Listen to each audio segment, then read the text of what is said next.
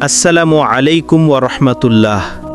ভাই আমার, বোন আমার, জীবনটা কখনোই এক রকম থাকে না। কখনো হাসি, কখনো কান্না, কখনো সাফল্য, কখনো পরাজয়। আমরা মানুষ, আমাদের দুর্বলতা আছে, আমাদের ভয় আছে, আমাদের আশা আছে। কিন্তু একটা কথা মনে রেখো, যখন তুমি ক্লান্ত, ভেঙে পড়া, যখন সব দরজা বন্ধ মনে হয়, তখনও একটা দরজা খোলা থাকে, সেটা আল্লাহর দিকে যাওয়ার দরজা। একজন তরুণ ছিল, নাম রায়হান। ছোটবেলায় সে ছিল খুব হাসি খুশি, নামাজ পড়ত, কুরআন শিখত। কিন্তু ধীরে ধীরে জীবনের কঠিন বাস্তবতা, হতাশা, ব্যর্থতা তাকে দূরে সরিয়ে দেয় আল্লাহর পথ থেকে। কলেজে ভর্তি হলো, বন্ধুরা তাকে নতুন এক জগতে নিয়ে গেল। রাত জেগে গান, সিনেমা, মজা সব কিছুতেই ছিল সে। কিন্তু একদিন হঠাৎ তার বাবা মারা গেলেন। যে মানুষটা ছিল তার জীবনের দিশারি, যে বলতো যে বাবা নামাজ পড়ো, আল্লাহ সব ঠিক করে দেবে, আজ সেই মানুষটা মাটির নিচে চলে গেছে। রায়হানের পৃথিবী থেমে গেল। রাতে রায়হান ঘুমোতে পারে না। মাথার ভেতর শুধু একটাই প্রশ্ন ঘুরে ফিরে আসে, আল্লাহ, কেন তুমি আমার বাবাকে নিয়ে গেলে? সে রাগ করে নামাজ পড়া বন্ধ করে দেয়, কুরআন দেখা বন্ধ করে দেয়, মসজিদে যাওয়া বন্ধ করে দেয়। তার জীবন একদম অন্ধকার হয়ে যায়। চাকরি হারায়, বন্ধুরা দূরে সরে যায়, ঘরে মা অসুস্থ হয়ে পড়েন। সব কিছু ভেঙে পড়তে থাকে একে একে।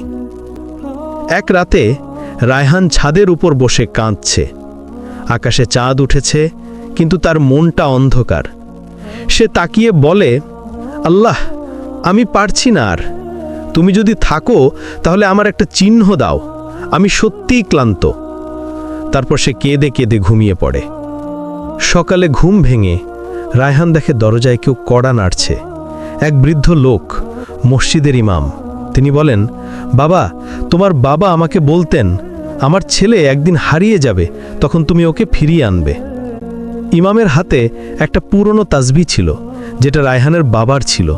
তিনি সেটা ছেলেটার হাতে দিয়ে বললেন, তোমার বাবা প্রতিদিন রাতে এই তাসবিহ নিয়ে তোমার জন্য দোয়া করতেন, যাতে তুমি আল্লাহর পথে ফিরে আসো। রায়হান কেঁদে ফেলল। সেই দিনই সে প্রথমবার আবার সেজদায় পড়ে। মাটি ভিজে গেল তার চোখের জলে। সে শুধু বলল, আল্লাহ, আমি হেরে গেছি, আমি কিছু পারি না, আমি সব কিছু ছেড়ে দিলাম তোমার হাতে। এরপর থেকে রায়হান আর আগের মতো নেই। প্রতিদিন ফজরের পর কোরআন খুলে বসে, নামাজ পড়ে, মায়ের যত্ন নেয়, মানুষের উপকার করে।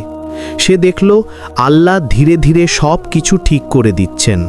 মায়ের অসুস্থতা কমে গেল, একজন পুরনো বন্ধুর মাধ্যমে চাকরি পেয়ে গেল, আর মনটা এমন শান্তি পেল যা আগে কখনো পায়নি।